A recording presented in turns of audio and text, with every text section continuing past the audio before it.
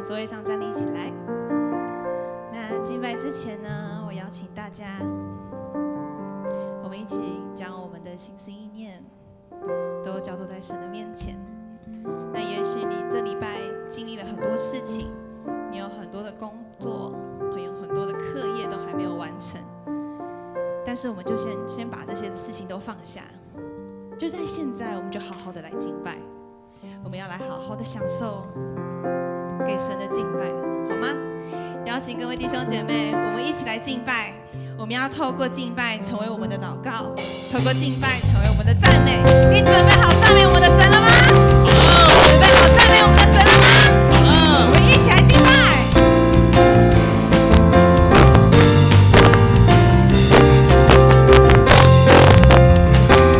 我们要呼喊主耶稣基督的圣名。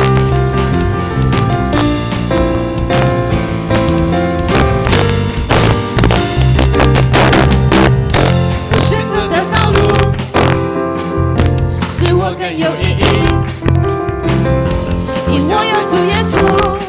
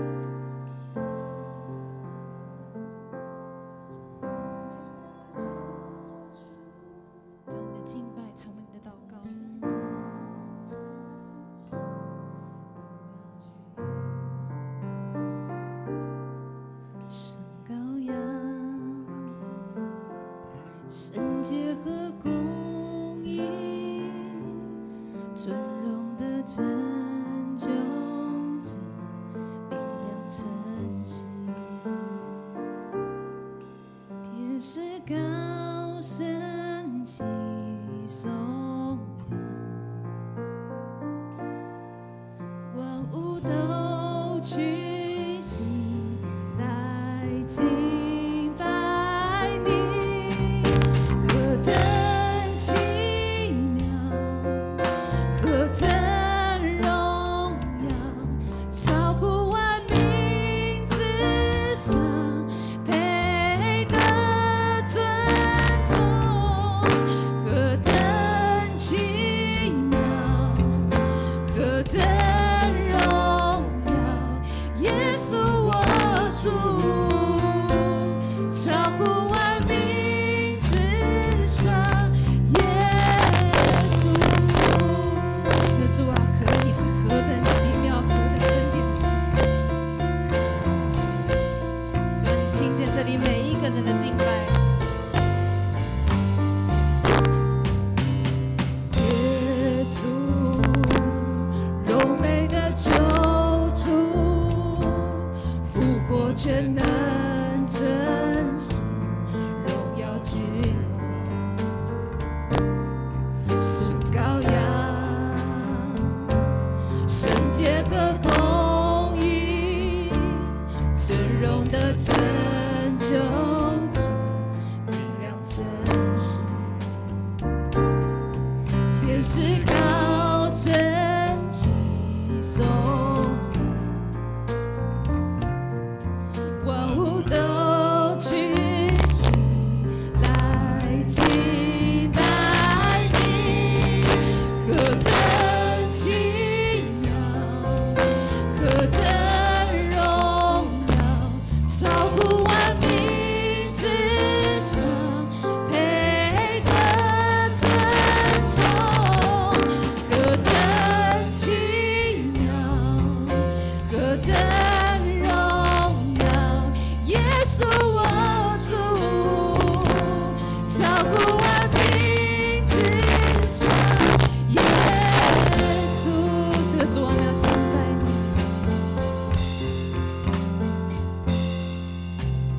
我要永远敬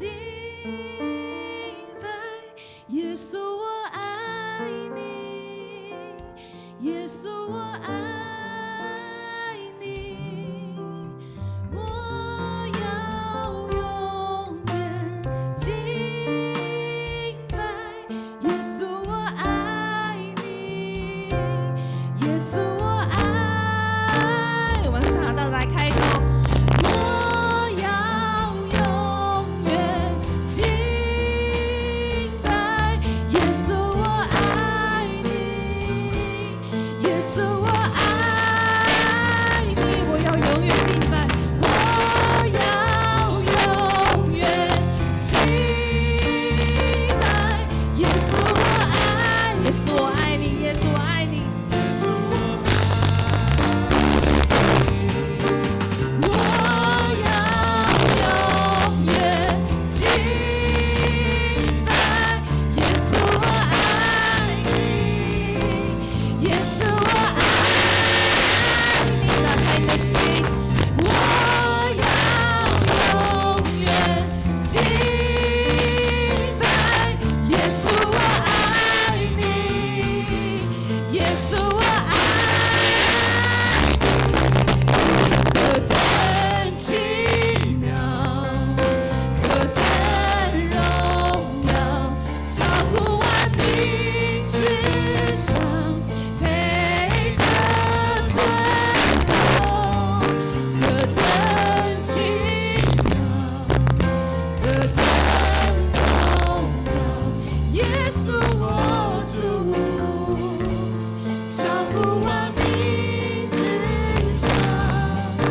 何等奇妙，何等荣耀，超乎万民之上，配得尊崇。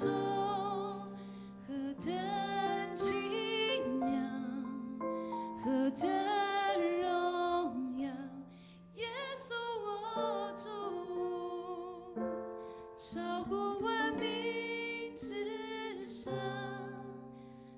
等奇妙，何等荣耀，超乎万民之上，配得尊崇，何等奇妙，何等荣耀，耶稣我主，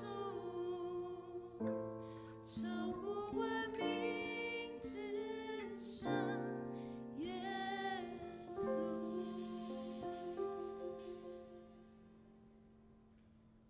将自己献上当作活祭，做出圣洁贵重的器皿，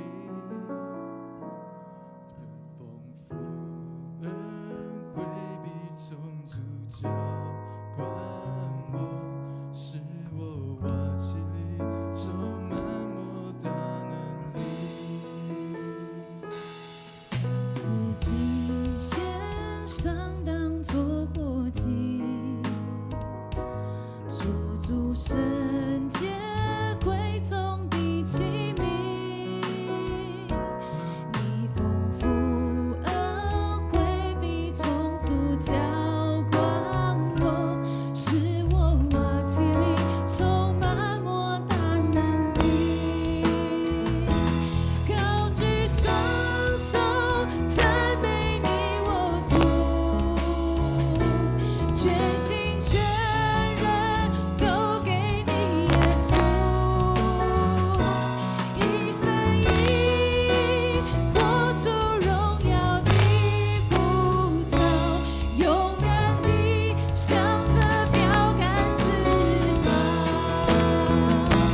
高举双手赞美你我主，全心全人都给你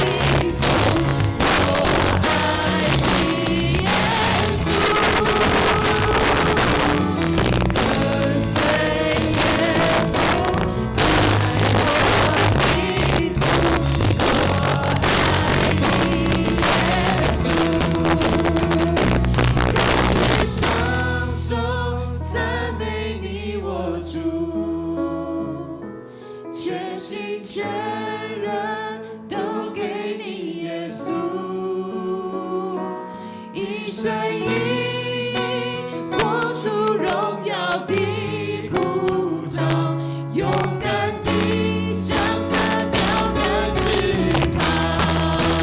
这是生命的路，全心全人都给你耶稣。活出荣耀的呼召，勇敢地向着标杆直跑。一声音，活出荣耀的呼召，勇敢地向着标杆直跑。一声音，活出荣耀的呼召，勇敢地向着标杆直跑。跟随耶稣，爱我的主，我爱你，耶稣。我们一起轻轻地来唱。跟随耶稣，爱我的主，我爱你，耶稣。耶稣，我们爱你。耶稣，我们要打开我们的心来敬拜你。我们要每一个人要如同玛利亚一样，来到你的脚前，聆听主耶稣你的话，看主耶稣你所要做的成就美好的事。谢谢主耶稣，你赦免了我们，医治了我们，甚至你改变了我们，让我们的生命不再一样，让我们的生命活得更加有意义，更加精彩。愿我们今天在你面前的敬拜能够讨主耶稣你的喜悦，也愿每一个孩子的生命，愿每一个孩子的一生的道路都能够来荣耀你，活出荣耀的呼召。这是我们的祷告，我们这样祷告祈求，奉靠主耶稣基督的名，阿们。我们拍掌，把荣耀归给耶稣，哈利路亚。弟兄姐妹，请坐。大家平安。很高兴能够再次在礼拜六的晚上，在这边和大家一起敬拜。相信在每一次的敬拜当中，就是我们可以遇见神的时刻，经历上帝的时刻。跟你旁边的弟兄姐妹说，每次的敬拜都是遇见神的时刻，每一次的敬拜都是遇见神的时刻。而在遇见神当中，为什么我们要这么样的爱耶稣？为什么耶稣这么样子的配得我们的敬拜呢？我相信对很多人来说，这是一个疑问。有的人在敬拜当中，他可以很投入啊，耶稣我好爱你，他要举手，为着耶稣来举手，为着耶稣来开口，为着耶稣甚至流下眼泪。但是有的人呢，却感受不到，你们到底在做什么？为什么你们要一直爱耶稣，一直爱耶稣？我们能够这样子的敬拜，是因为我们认识耶稣；我们能够这样子的爱耶稣，是因为我们知道耶稣他说了什么，做了什么。如果我们都不知道，只是一个耶稣，那你说我要爱耶稣，我要爱耶稣，这只是一个抽象，是一个很空泛。而唯有我们先知道耶稣他怎么样爱我们，我们才能够真的去爱他。所以你知道耶稣怎么样爱你吗？你知道耶稣他怎样爱我们吗？我们就必须要从上帝的话，从圣经一起来看。今天这一段的经文来自于马可福音第3章13到19节。耶稣上了山，把自己想要的人招来，他们就来到他面前。他从中选出12人立为使徒，让他们跟随自己，并且差遣他们出去传道，赐他们赶鬼的权柄。他设立的12使徒是西门，耶稣给他取名叫彼得；西比泰的儿子雅各和雅各的兄弟约翰，耶稣给他取名半尼其，就是雷霆之子的意思。好，现在是第3个。第4，安德烈；第5，腓力；第6，巴多罗买；第7，马太；第8，多马；第9，亚勒腓的儿子雅各；第10，达太；11，激进党人西门；还有最后一个出卖耶稣的加略人犹大。耶稣有12个门徒，12个使徒。应该要问，这12个人是使徒，但是耶稣有多少门徒呢？耶稣的门徒比这12个更多。如果我们从路加福音的记载，耶稣有一次差遣70个门徒出去，70个。那甚至呢，如果跟随耶稣呢，跟着他去到加利利的湖边，甚至在5饼2鱼那一次喂饱的男人呢，就有5000哦。所以跟随耶稣的人，真的是多到不行。但是为什么耶稣只要拣选这12个人呢？今天就是要跟大家一起来分享耶稣他怎么样训练他的门徒，训练门徒之后怎么样挑选出这12位呢？而首先呢，我要跟大家来复习一下，牧师在今年跟大家我们一起从1月份、2月份，现在是几月？3月了。2024年已经过了1/6，有没有觉得很快还是很慢？超快的，因为每天的时间都不够用。我们活在这个21世纪啊，每一天你眼睛张开，都有很多的事情，都有很多的3C， 都有很多的这个在等着你去看，所以你的时间不够用，所以你会觉得时间过得很快。在2024年，我们已经读完了2卷书啊，所以很快的牧师要跟大家复习出埃及记，讲到3件事情：上帝的拯救、上帝的立约、上帝的同在。上帝救这群以色列人出埃及，并且在西奈山与他们立约。立约之后，上帝透过什么与他们同在呢？会幕，好吗？所以是会幕。那个会幕还记得会是什么意思呢？会幕的会不是开会，是什么？约会。所以每一次透过会幕来敬拜，就是跟神约会，这是一个很重要的概念。所以我们来到教会，也不是来开会，我们也不是要来会议，而是要来与神相会啊，与神约会。所以神他的心意就是要让他的这群百姓能够称义成圣，最后得着荣耀，进入上帝的荣耀，就是进入会幕。所以敬拜当中、会幕当中，它的最高峰就是进入上帝的同在，而上帝的荣耀。这是一个上帝美好的计划，但是我们又读了另外一卷叫《士师记》啊，《士师记》呢也讲到3件事情，就是这件是出埃及的第3代开始发生的事情了。出埃及如果算作第1代的话，第1代通通死在旷野，只有2个人没有死，就是约书亚和迦勒。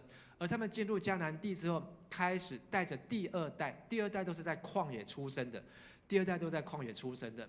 但他们呢，跟着约书亚、迦勒进入迦南地之后，他们开始进入第2代。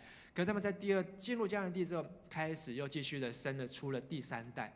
到了第3代，透过士师记让我们看到，他们已经才不过是摩西的孙子那一代。可是呢，他们已经不听上帝的警告，甚至不怕上帝的审判，而上帝最后就不跟他们说话。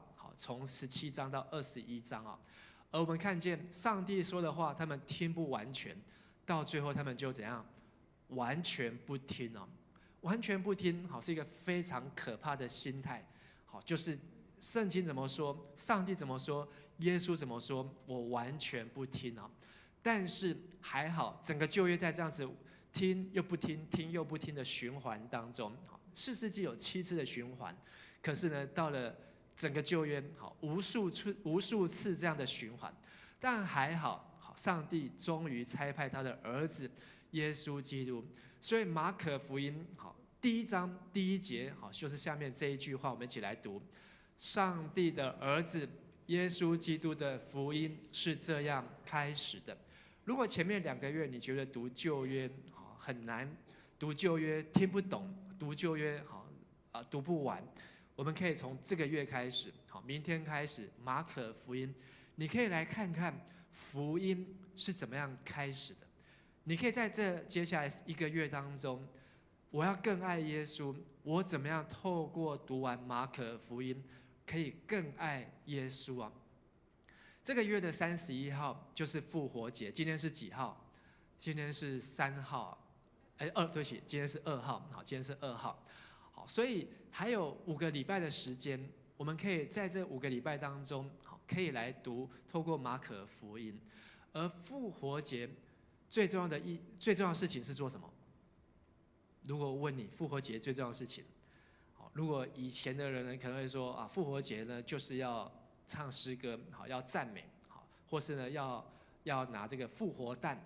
有的教会呢会复活节呢会出去发福音单张，好，以前我小时候，好，教会下午复活节下午呢都要出去举牌，好，举什么耶稣复活了，然后去游行哦，好，就会在附近游行，用这样的方式。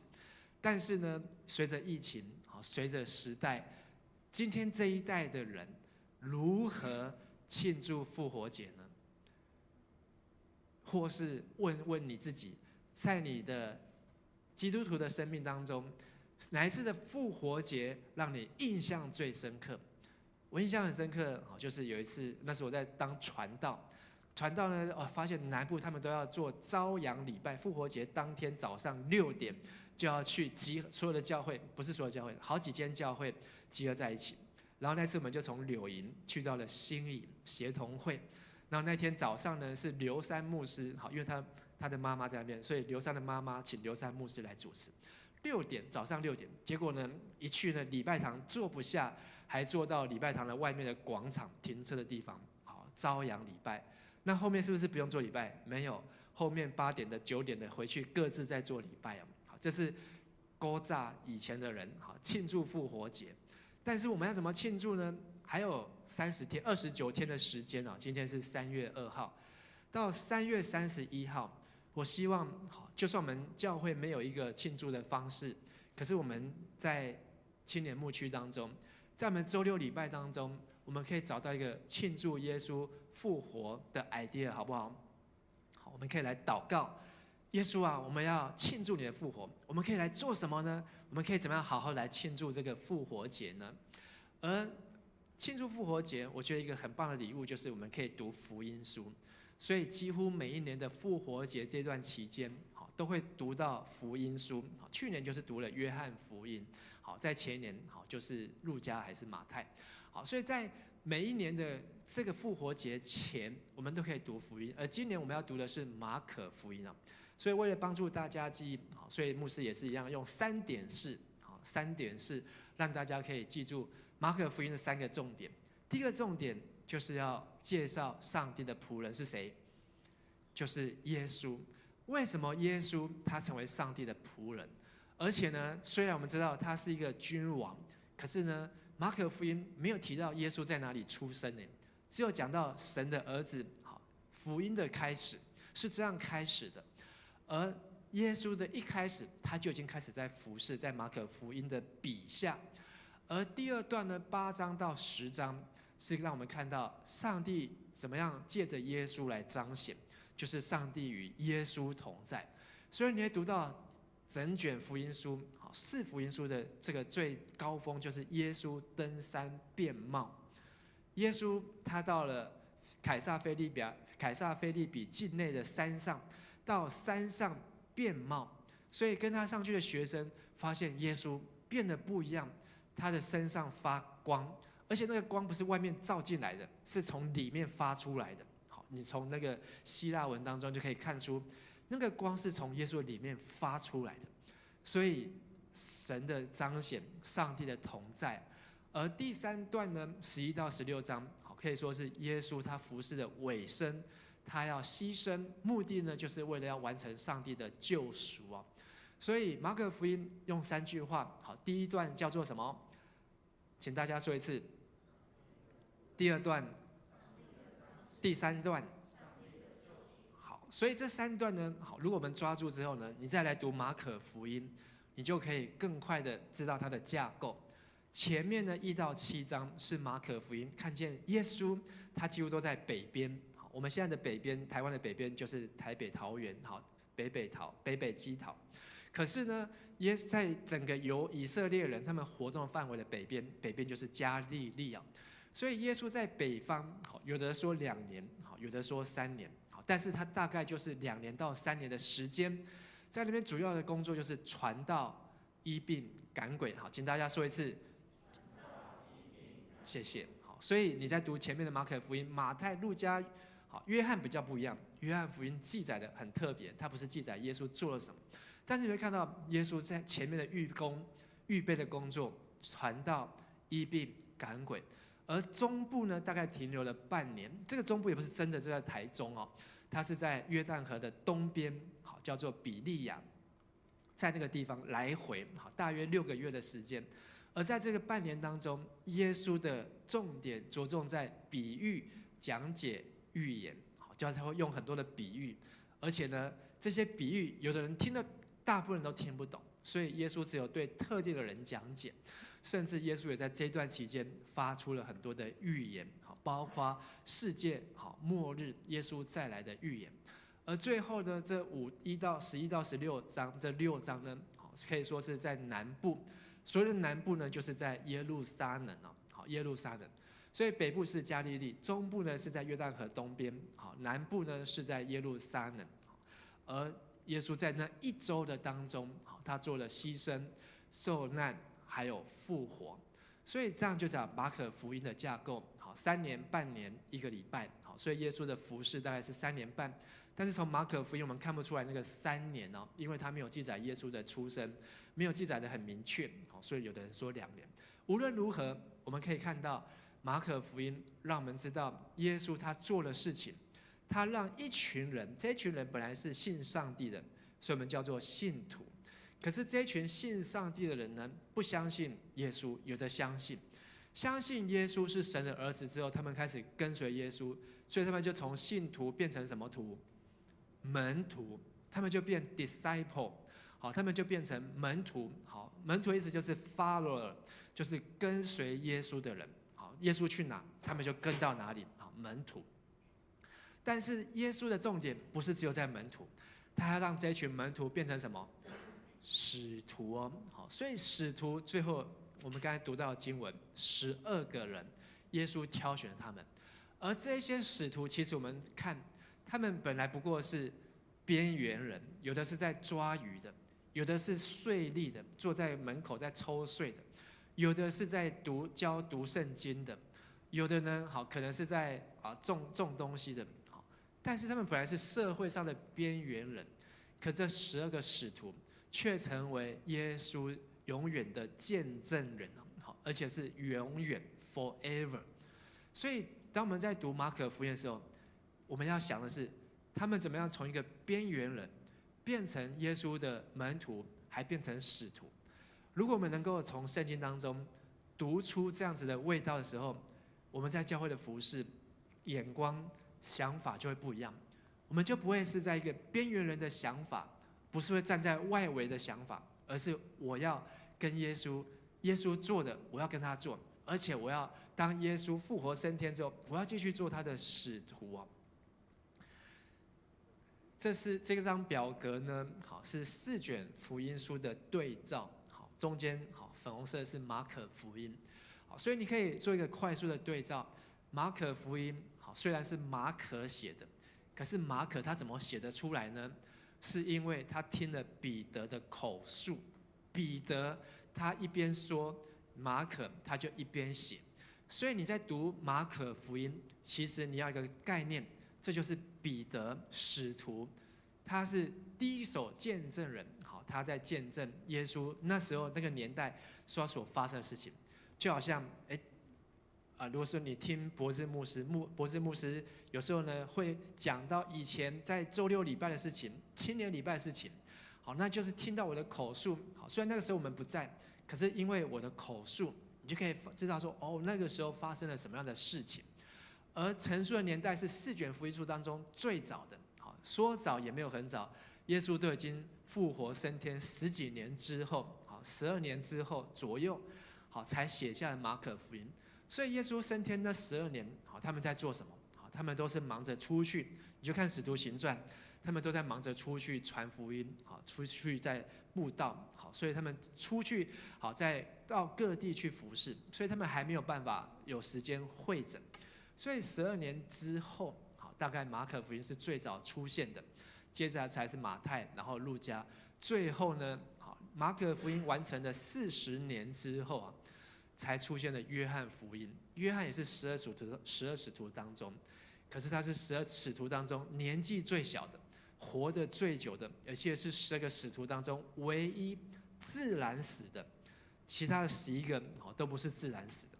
犹大是第一个死的，他是自杀，但是后面的接着10个呢，好，都是殉道。好，什么是殉道？就是为了信仰被杀死的，为了信仰被杀死。好，只有约翰好是活到90几岁，而写作的地点马可福音是在罗马，对象是写给罗马人，所以他用的文字好是用罗马人可以了解。罗马人就是当时最强权，好，就等于是管所有世界罗马帝国，所以他们就是向这个世界的最强权来传福音。他的目的要呈现耶稣是神的仆人。所以马太福音它的焦点耶稣是王，马可是耶稣是仆人，路加福音耶稣是人子，而约翰福音耶稣是神子。所以对照的4活物就有4种动物，狮子代表君王，牛代表仆人，人就是象征人子，鹰就是象征在天上飞的神子。所以我讲完这张图表之后，好，如果你可以消化吸收了解，不管你读哪一卷福音书，你就可以找到一个眼镜，好，一个焦距比较清楚的眼镜，好好来读这一卷书。所以我们要读的马可福音这卷书，我也希望你有一个眼镜，知道你一边在读的时候是在听彼得在对你讲话，而且他是所有福音书当中最早的，所以他最短，他只有16章。而且他为什么要这样子表达？他是要写给罗马人看的。罗马人是有法令的，而且罗马人做事是很明确，而且罗马的法律是很严格的。所以你看到马可他的里面的记载，好，是非常的快速。好，那他整个要凸显耶稣是一个仆人，像牛一样很辛苦很忙。好，那罗马帝国好，的确好，罗马帝国他们的这个整个罗马帝国当中，好，几乎每个帝国都是他们的仆人。所以在接下来几周，好，下个礼拜好，因为我们有圣餐，好，但是呢，接下来几周当中，好，我们都要从马可福音当中来看关于门徒训练，关于得救好的什么是得救生活，还有马可福音也来看关于末日的启示。你相信这个世界会有末日吗？好，很多人好迟疑，而且现在呢，我们的台湾整个环境社会是在进步的。可是，如果你换个地方，你现在是住在乌克兰，你可能就会相信这个世界上有末日；如果你可能是住在巴勒斯坦，你可能就会相信，好，这个世界离耶稣快要来的日子越来越近了。但是呢，谁能够保证我们永远不会遇到灾难、遇到天灾或人祸？所以，圣经它已经告诉我们怎么样去面对末日，一直到复活节的前一天晚上，好，3月30号，好，要来分享关于4个看见耶稣复活的人，他们为耶稣做了什么样的事情？今天我们要看关于耶稣的团队服事。马可福音让我们看到耶稣的行动力，我们一起说行动力。你现在已经在上班的，请举手。好，谢谢。大概1/3的人，你在上班，你的老板他会不会要求说，某某人啊，你来这边上班？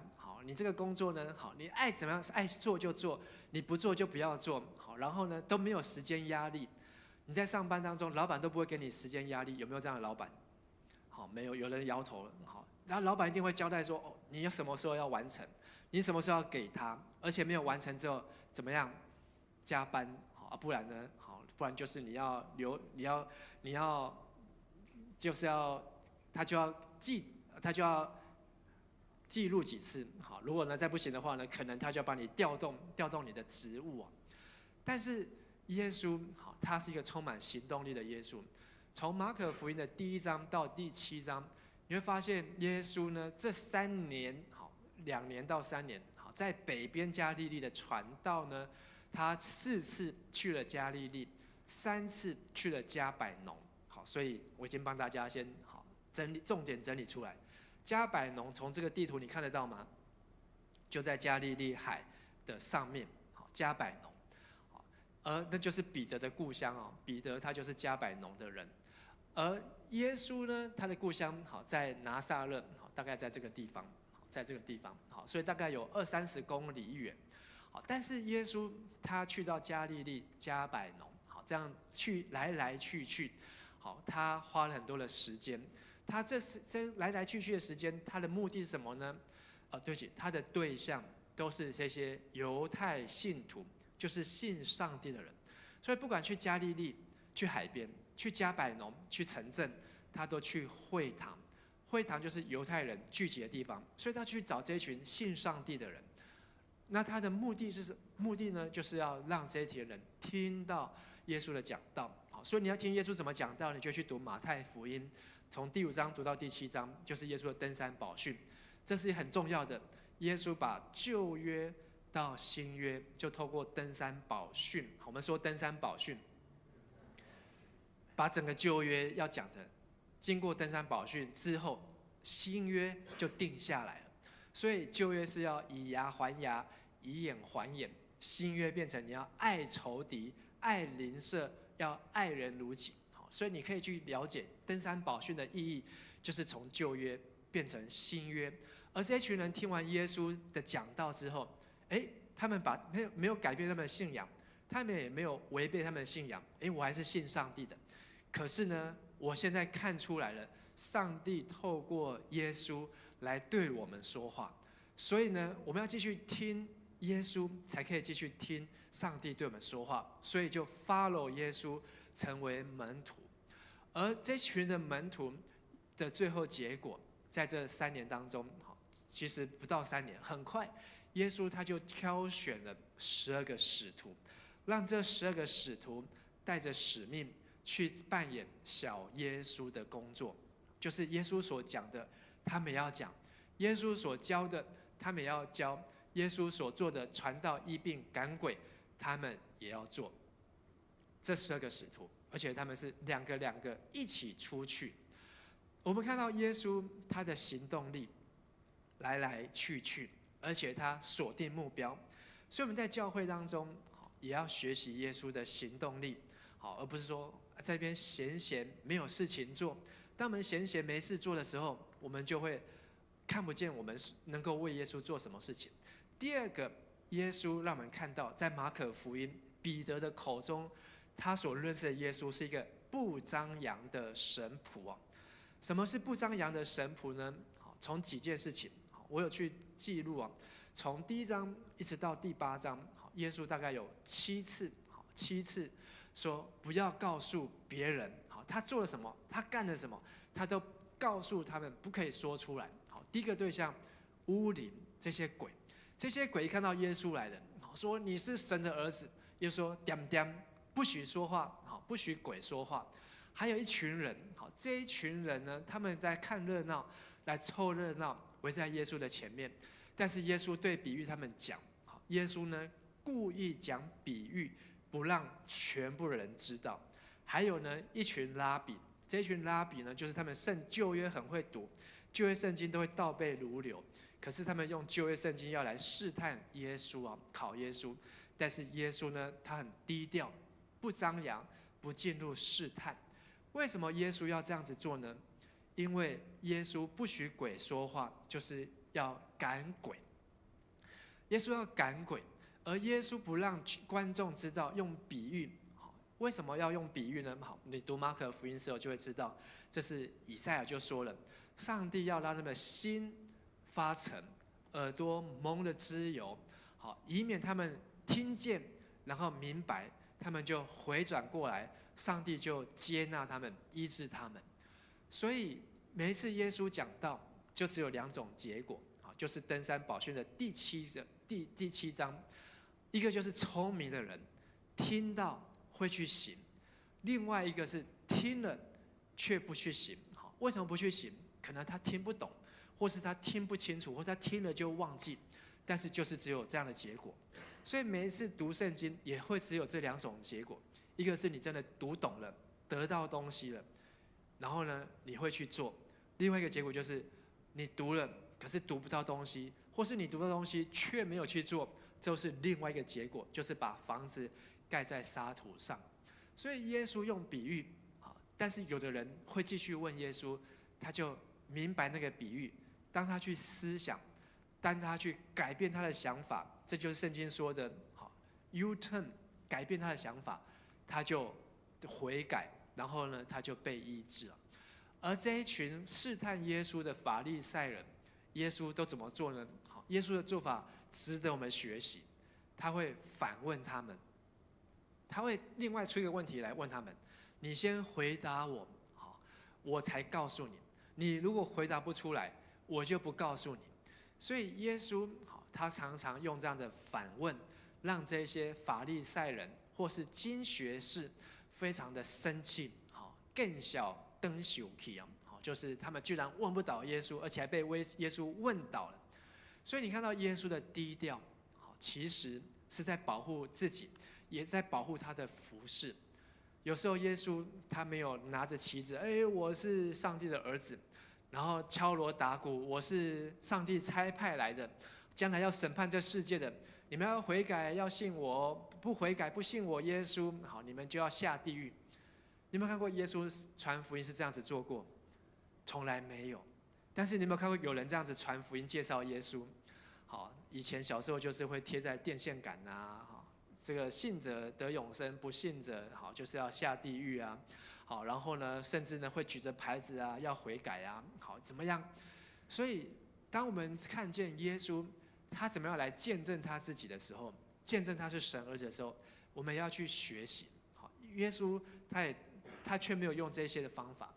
首先，我们看到耶稣，当鬼一见到耶稣，第一个反应就说：“你是神的儿子，你为什么来这里迫害我们？”鬼马上可以认出是耶稣是神的儿子。可是这一群自称是神儿子的，不管是犹太人、法利赛人、撒都该人、经学士、祭司长，好，如果你读到这个路加福音、马太福音，祭司长他到最后一天的最后一刻，要把耶稣送上十字架的最后一秒，他坚定的不相信这是神的儿子。所以鬼比较可怕，还是大祭司比较可怕？鬼在第一秒，耶稣都还没有开口，他就认出来你是神的儿子。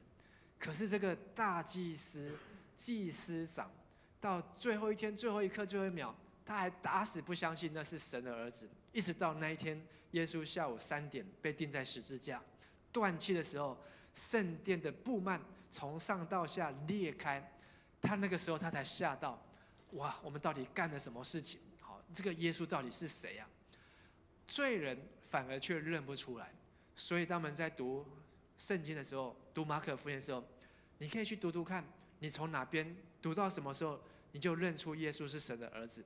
可是马可福音，好，他第一句话就直接告诉你破题：耶稣，神的儿子，耶稣基督，福音的起头。好，所以他没有废话，他直接的切入重点。而这一群在外面围观、凑热闹、好拍手叫好的人，他们一天到晚想要看的就是看耶稣神迹。好像我们最近有个魔术师，好叫做什么仙？大仙。好，大仙他的魔术被人家拆台。好，你有看到这个新闻吗？好，他的魔术表演完之后，好，2个福伦社的舍友冲上去把他的道具翻开，好，然后呢，让他的榴莲好的这个把戏呢就被拆穿了。被拆穿了。群众在意的好是要看热闹，好，但是好像耶稣好会变魔术，像这个大仙一样很会变，好，一下这个瞎眼的看见，瘸腿的行走，然后呢，这个坐在这个布上的，好，这个居然可以起来走路，还可以跳，然后哑巴也可以开口，甚至死人还可以复活。可是耶稣呢，他却不张扬。每一次的神迹，好，你可以去看。每一次他神迹完之后，他都吩咐这个人不可以讲，好，不可以说。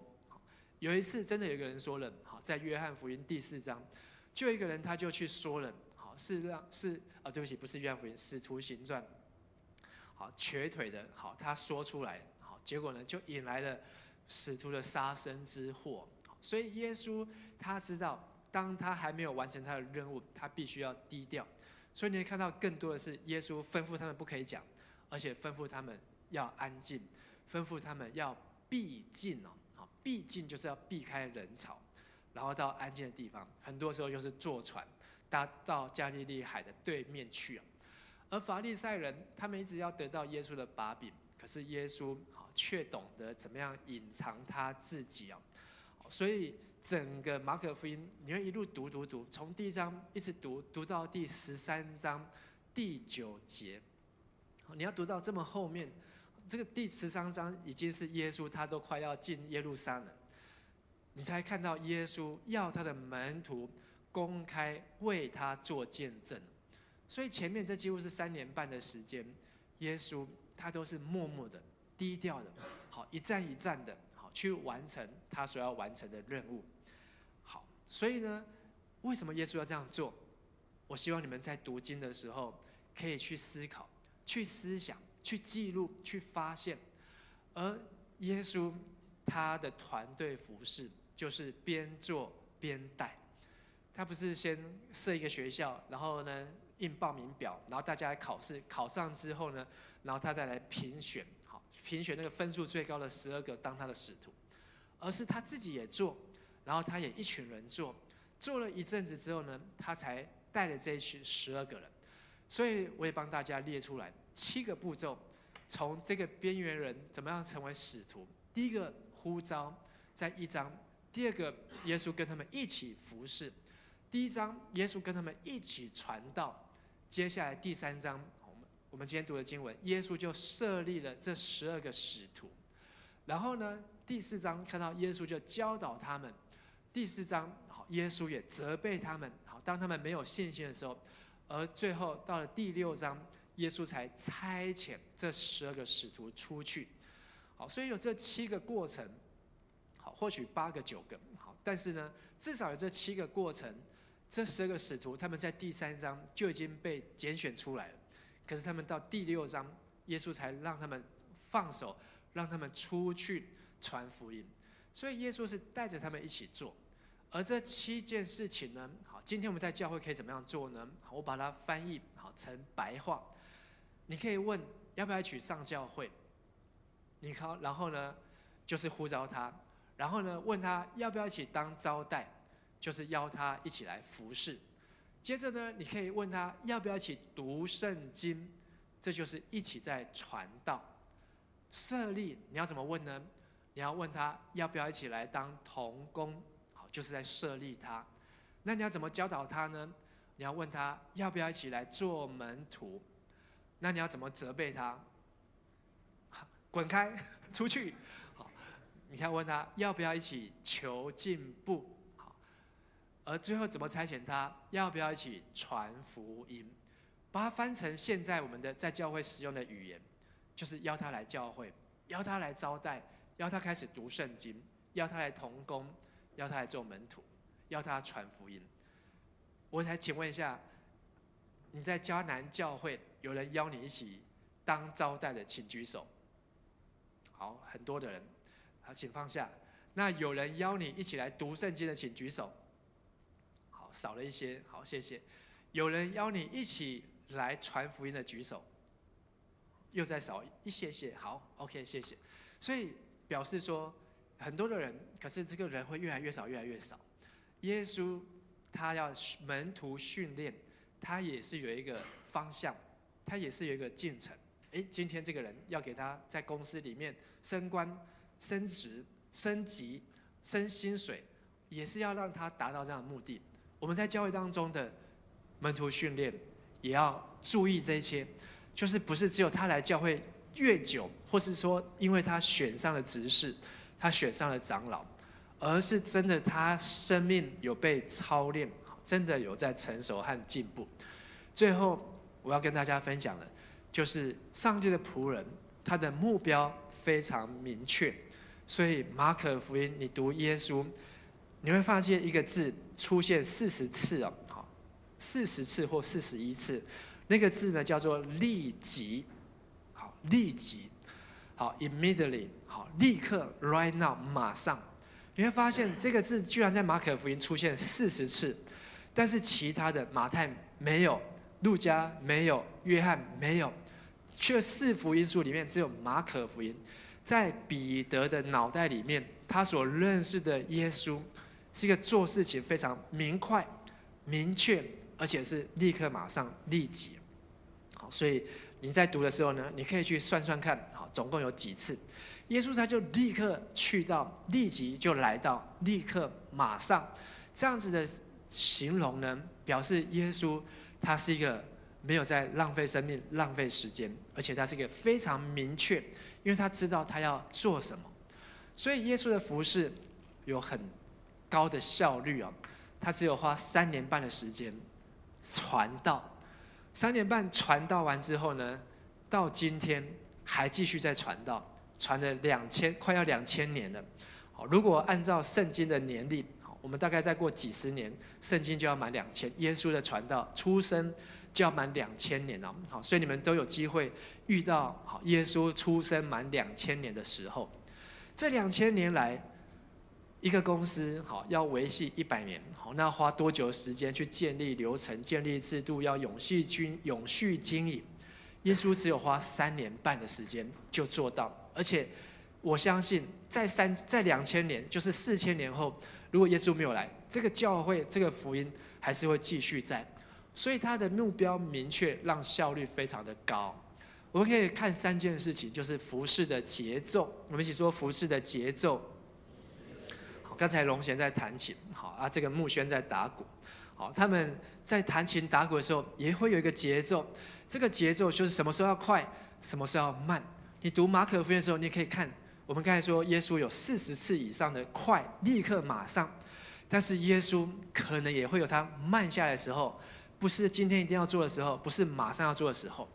所以当你在读马可福音的时候，你要去看耶稣马上做了什么事情，但是有一些事情他为什么没有马上去做？如果你读到这样的时候，你就读到东西了，你就读出了东西了，你就有耶稣的思想在你的思想当中。为什么耶稣他要马上去？像拉撒路死了，他的姐姐要他马上去，耶稣没有马上去，还过了2天之后才去。这也是在耶稣最后那6个月在中部的时候。但是他为什么没有马上去？他有他的目的。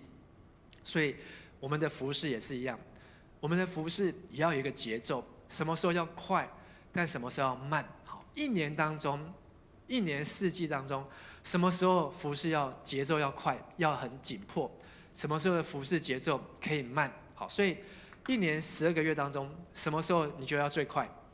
可能是圣诞节。好，圣诞节的节奏要快。好，因为圣诞节那个时候又要跨年，好，而且呢，教会还有很多的事情，然后呢，隔年又要选举，然后又要开会，然后又要报告，又要计划，又要预算，所以在这个节奏当中，好，你可能到下半年的时候，好，9月之后那个节奏就要很快，好，然后要放假，好，然后还要去吃圣诞大餐，好，然后要准备过年等等的。但什么时候可以慢？可能就是暑假，暑假是可以慢，好，因为暑假可能有2个月，这暑假2个月时间当中，好，像今年的这个儿童营，好，陈毅当营长，好，但是这个节奏当中也是有慢跟快。而第二个就是服事的强弱，什么时候要大声，什么时候要小声，什么时候是要拿出去宣传的，什么事都不要讲，大家都不要讲，越少的人知道越好。当你在读圣经的时候，你可以去思想耶稣他怎么样强跟弱，什么时候耶稣很大声的宣告。好，譬如说如果你是读马太福音，好，这个施洗约翰，好，施洗约翰就会出来宣告，大声的宣告天国近了，你们要悔改。但是耶稣有时候什么时候是很安静，有时候耶稣什么样是很低调，甚至他一个瞎眼的看见，他也叫他不可以讲，人家一看到他就知道他发生什么事情，为什么他也不讲？所以服事有一个强跟弱，哪一个重要，哪一个不重要？如果我们能够用这样的眼光去思考，我们在服事上你就会有节奏，就会有大小，就会有强弱。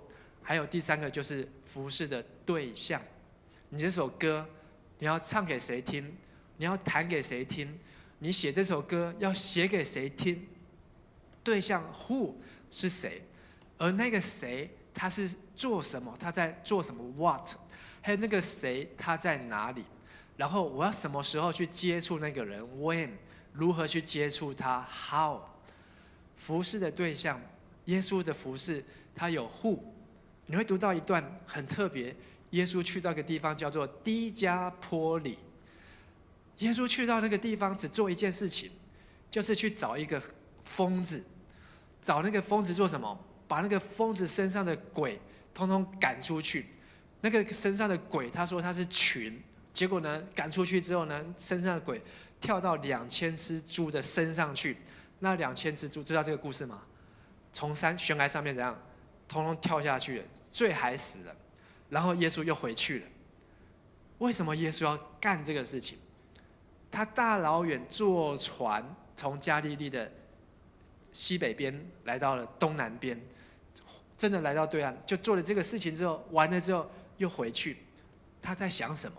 为什么他要来找这个人？如果你后来又去读耶稣，他下一次再来到这个叫低加坡里的地方，那个地方的人都来跟随耶稣，你就知道啊，原来就是那个疯子，他变成传福音的人。低加坡里的意思就是10座城，那个疯子就在那10座城到处的讲耶稣的事情。所以当几个月后耶稣再来到这个地方之后，就有一堆的人来跟随他，而且跟到哪里呢？一路跟到耶路撒冷，跟到耶稣要上十字架。所以耶稣有目的的，他有计划的。所以我们在读圣经的时候要把它 connect 起来，你就会知道看到更多圣经没有写，可是他要我们知道的事情。同样的，我们也要有目标。青年牧区，今年你觉得首先要做的是什么？先想一想，你有答案请举手。你心中有答案的请举个手。好，只有敏媛，好，谢谢。而且敏媛手是举一半这样子。很多人都还没有想过这个问题。当我们在看耶稣的时候，我相信如果耶稣今天来我们青年牧区，他也会有目标，他也会有想法，他也会有时间的压力，哪些要赶快，哪一些不需要那么快，哪一些要赶快去宣传，要大声一点，好，要让更多人知道，哪一些是都不要讲，越少的人知道都不要说，好，都不要讲。所以我们用耶稣的心为心，用耶稣的脑袋来思考，在我们的教会，在我们的牧区，在我们的周六礼拜，哪一些事情你觉得是要赶快做的？你有你的想法，你有你的想法，每个人想法拿出来，然后分享，大家听听看。但越多人想法一致的时候，那我们就知道说，这就是上帝在感动我们，上帝要我们做的，我们要起来做。好，所以可能有些你本来已经是 schedule 这样安排，可是你可以把它先放到后面去。第二个问题要问的，青年牧区下一个10年最重要的是什么？我也很想听听大家的答案，但是呢，你们可以互相的分享。我们的上一个10年，青年牧区到现在已经多久了？如果我没有记错是17年了。好，我们的青年牧区从2007年开始有青年礼拜，到现在17年了。17年非常的快。好，如果我17年前就知道说，你们会在这边当同工，好，那我那时候对你们的态度就会不太一样，好，可能会更严一点，会更严一点，好，就不会手下留情了，好，但是呢，好，有一些也很意外啊，居然17年后他就没有在这边，好，但有一些是，这个我每次都来之后稍微回想一下，但是我如果知道说，如果你也知道说，10年后你现在带的人，你现在邀请的人，你现在关心的人，他还会在这边当同工，那你10年前应该用什么样的态度来带他呢？所以我要希望大家一起来把我们的这个脑袋拉远一点。10年后，你现在的服侍的人，你现在带领的人，10年后他会成为什么样的样子？好，不过我觉得17年后的青年牧区，好，是比17年前的青年牧区还要可塑性更高。17年前的青年牧区，好，真的是一群很可爱的青少年。好，这一群青少年呢，好，这个庐山长老最清楚了。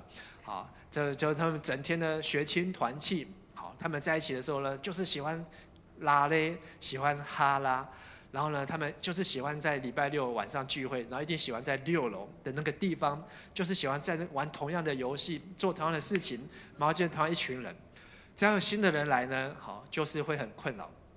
可是呢，新的人就没有办法跟他们打成一片，因为这些人呢，学青团契，每个都是长老的小孩，每个都是长老的孩子，都是从迦南的主日学一路长大，所以好像一群被虐待。我现在讲的有点夸张，啊，他们呢就是很严格，因为迦南教会以前的主日学校长听说很严格，好，所以呢，你也知道，好，所以呢，他们就呢，终于有一个发泄，每个礼拜六就是他们的发泄的晚上，然后聚会完之后呢，一定还要再去吃什么，好，去到哪边吃哪一摊，今天要吃哪一摊，所以他们聚会的目的呢，是为了等一下我们要去吃哪一摊。今天你们会这样吗？好像也在，好像有这样的 DNA 哦。等一下要去吃哪一摊？好，不过呢，住在中华路，牧师也很喜欢。好，因为住在中华路这个地方，特色就这样。好，你要吃东西，好，就是在这附近，好，就在迦南教会附近。所以你等一下聚会完，好，还是有很多事情可以干。好，但那不是重点，重点是我们的10年之后，好，你希望看到什么样子的人，看到什么样子的青年牧区，好，什么样子的迦南教会。而青年牧区要如何去寻找、去诞生、去培育下一代？好，我觉得这是一个很重要、值得我们来思考的。好，所以今天牧师的信息，好是要讲从马可福音来看门徒训练。门徒训练，好，其实只有4句话。第一句话叫做“我做你看”，大家说一次。第二句叫“我做你做”。第3句叫你做我看，第4句叫做你做我放心。耶稣他带着这些的学生，先做给他们看，然后呢，耶稣跟着他们一起做，然后耶稣差遣他们出去做，最后耶稣就让他们去做，他升天了，你做我放心。这样子的循环到今天快要2000年。而我做你看，就是代表说这一群人，他们不是只有信上帝，他们要清楚的明白呼召使命，而且要主动的进入人群，而不会说他们害怕人。我们只想要躲在小房间里面，我们只想要躲在礼拜堂里面，我们只想要在这个地方很安全的聚会，可是我们不要出去接触外面的人。这是第一阶段。第二阶段，我做你做是要成为一个团队，所以下一次我们没有分享团队服事，但是我要告诉大家，团队服事这12个人也不是12个地方，他们是两个出去的，他们每2个出去就是一个团队，每2个出去就是一个团队，而且他们出去是有圣灵的同在，上帝的同在，所以他们也不是只有2个人，就是2、3个人，所以上帝让这2、3个人成为团队，给他们任务。而且耶稣大胆的使用他们。第3阶段，你做我看，耶稣要让他们起来建造防御，因为如果他们没有被建造、被防御，他们呢到时候被攻破，他们就成为一盘的散沙。所以耶稣给他们分工，耶稣建造他们，耶稣来修剪他们。好，所以刚才有说责备也是很重要，你要揪出他的错误，帮助他明白，下次不要再犯。最后是你做我放心，让他们继续传承呼召和使命，能够孕育基督的生命。如果要讲团队服事，我们可以讲很多，但是门徒训练，对不起，门徒训练。但是今天好消息是，我们从明天才要开始来，对不起，礼拜1才要开始来读马可福音。可是今天牧师已经帮助你们把马可福音2/3都快要讲完了。好，所以你接下来读马可福音，你就好好的用这些的眼镜，借这些的眼镜，去寻找、去聆听、去探索耶稣怎么训练他的门徒。如果你学到了，你就可以训练一样的方法去训练耶稣的下一代的门徒。好，请敬拜团来到台上。所以，让我们思想，我们要怎么样在教会当中带门徒，还有怎么样继续在迦南教会带领更多的年轻人。而我们要为青年牧区来祷告，因为福音就是耶稣基督神的儿子就是福音的起头啊。同样，最后也是用这4句话，好，我要邀请大家一起来读，好，也成我们的宣告和祷告。我们是上帝的仆人，主动服侍需要。对不起，来，请大家站起来，我们再读。好，站起来，好，坚定的来读这4句话，请。我们是上帝的仆人，主动服侍需要的人群。我们是耶稣的门徒，每一天跟随他的脚踪。我们要效法基督使徒，一起宣扬上帝的话。我们要完成上帝使命，向着标杆竭力奔跑。亲爱的弟兄姐妹，这4件事情，其实在我当牧师以前就已经在做了。在我还是大学的生的时候，我就已经把这样的事情放在我的祷告当中，而上帝真的也使用我，让我可以去读神学院，让我真的可以为上帝做工，而且真的可以去带领人。但是到今天，这样的事情从我去读神学院到现在，已经过了22年，毕业22年，25年。那如果是再加上大学，快要30年。我是在1997、96、97，那个时候决定要去读神学院，所以快要30年。30年前就是在向这样的目标在奔跑，30年后还是要奔跑。如果上帝再让我再活30年，我相信我还是要为这样的目标来奔跑。我也鼓励我们每一位年轻人，你们的人生至少还有50年以上，可能还有更长的岁月，但是你要找到你人生的目标，让耶稣他所说的，我们读马可福音，你会看耶稣讲好少的话，约翰福音讲最多。如果你有那个红字版的圣经，约翰福音的耶稣话最多，可是呢，在彼得的心中，耶稣几乎没讲什么话，他每次讲话就是点点，闭嘴，出去。就这样，耶稣的话都很简短有力，这是彼得他所认识的耶稣。可是约翰认识的又很不一样。但 anyway， 我们都要去认识耶稣，让耶稣真的活在我们的生命当中，让我们有一个目标，为耶稣而活。接下来这首诗歌是我很喜欢的一首诗歌，也要成为我们今天这个信息的回应诗歌。让上帝呼召我们，这个呼召不是廉价的。这个呼召是要用生命来付代价的，是能够用我们的一生一世，用我们的年岁来活出这样的呼召。愿上帝帮助我，我也祷告，愿上帝帮助你，帮助我们青年牧区周6礼拜迦南教会，帮助我们在桃园的众教会，不论是谁，都能够为主活出这样的呼召。我们一起来唱这首诗歌。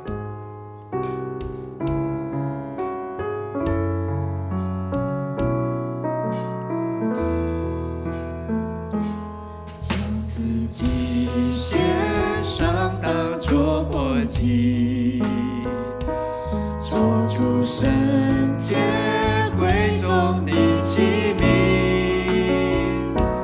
你丰富恩惠必从主浇灌我，使我瓦器里充满莫大能力，将自己献上，将自己献上当作活祭，做主圣洁贵重的器皿，你丰富恩惠，你丰富恩惠必从主浇灌我，使我瓦器里充满莫大能力，高举双手，高举双手赞美你我主，全心全人，全心全人都给你耶稣，一生一意，一生一意活出荣耀的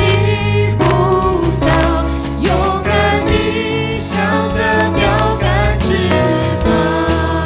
这首诗歌要用来献给我们的耶稣。当我们在唱这首歌的时候，让我们不仅是一首诗歌，不仅是一个歌词，而是一个祷告，是我们心里面的渴望，是有神与我们同在来献给耶稣。将自己献上当作活祭，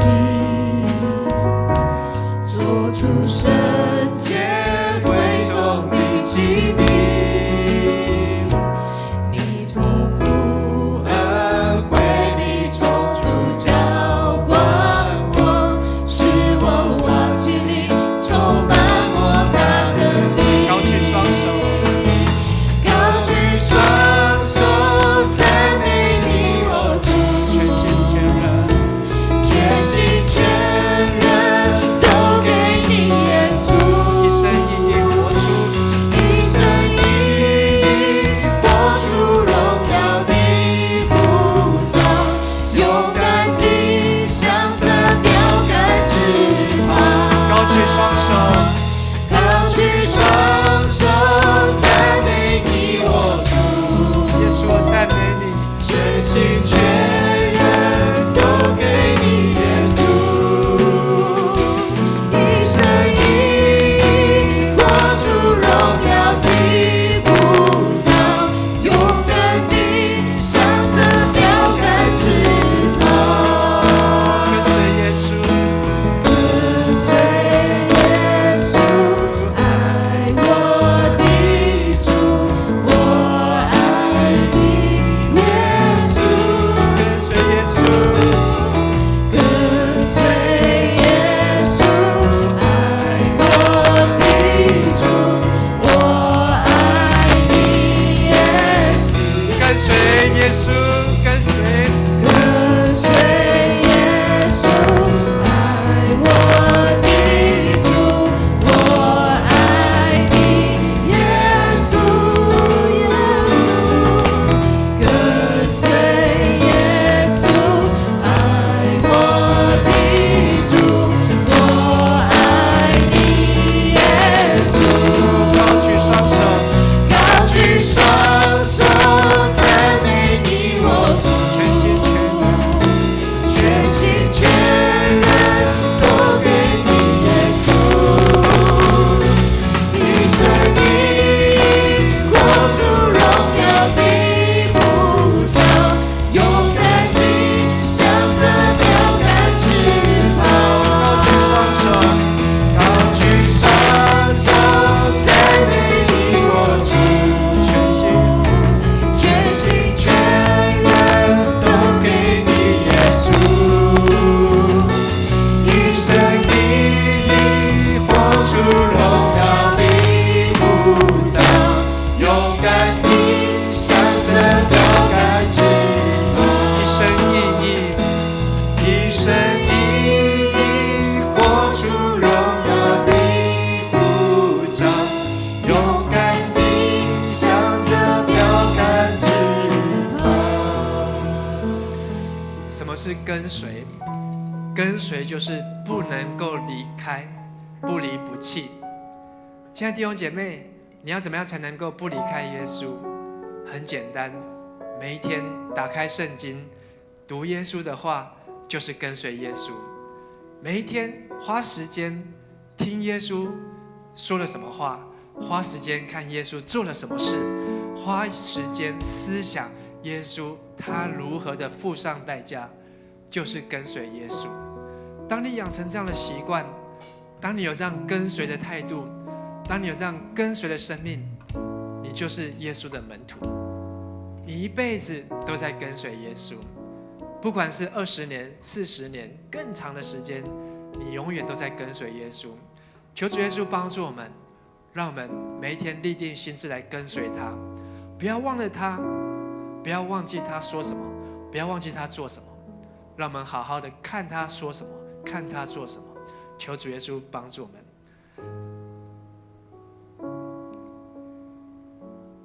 如果你愿意在接下来这个月当中好好的读圣经，我要邀请你把你的手按在心上，跟着牧师来做这样的祷告。当我祷告一句的时候，请你跟着我这样祷告。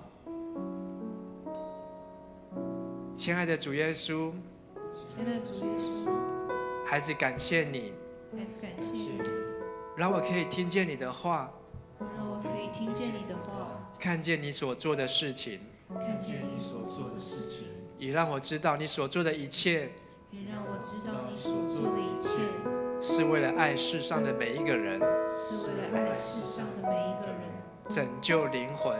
拯救灵魂。求主耶稣帮助我，求主耶稣帮助我，可以跟随你，可以跟随你，打开马可福音，打开马可福音，更认识你，更认识你，更加的爱你，更加的爱你，更加紧紧的跟随你。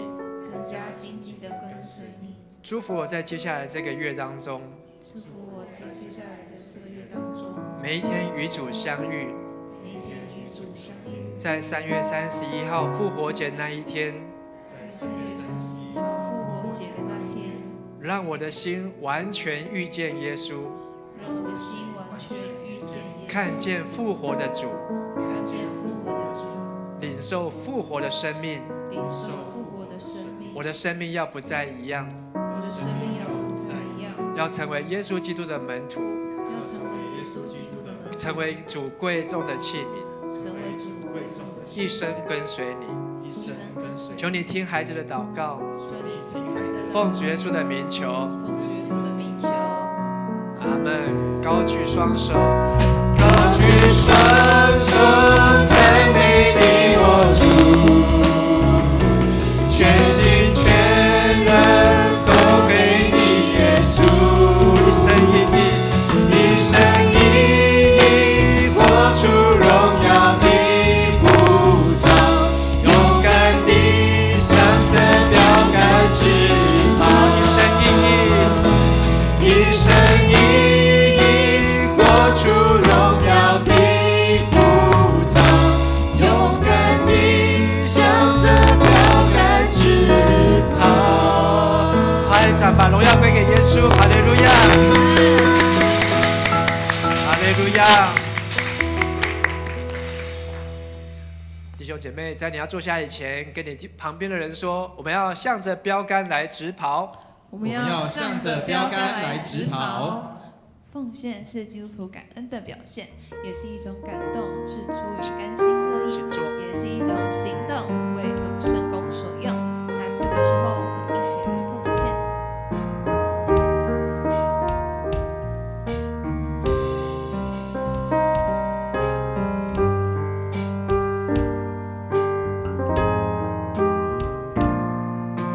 我们一起起立。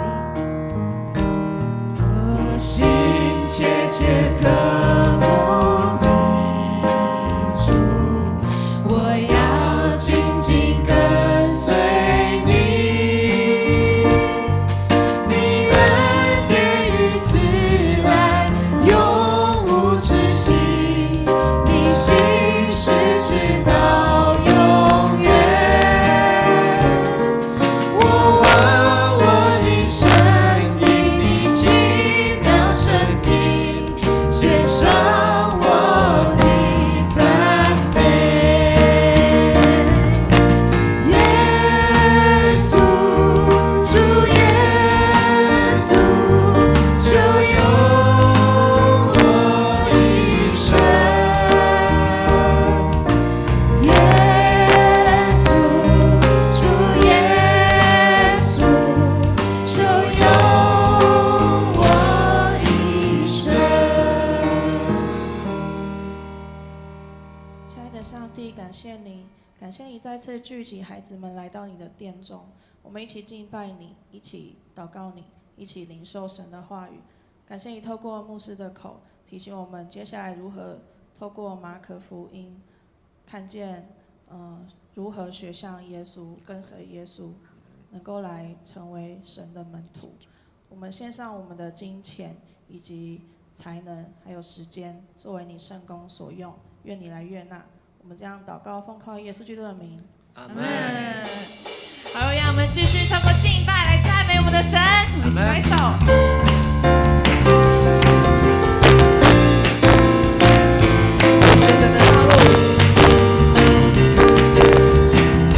我选择的道路，使我更有意义，因我有主耶稣为我的依靠。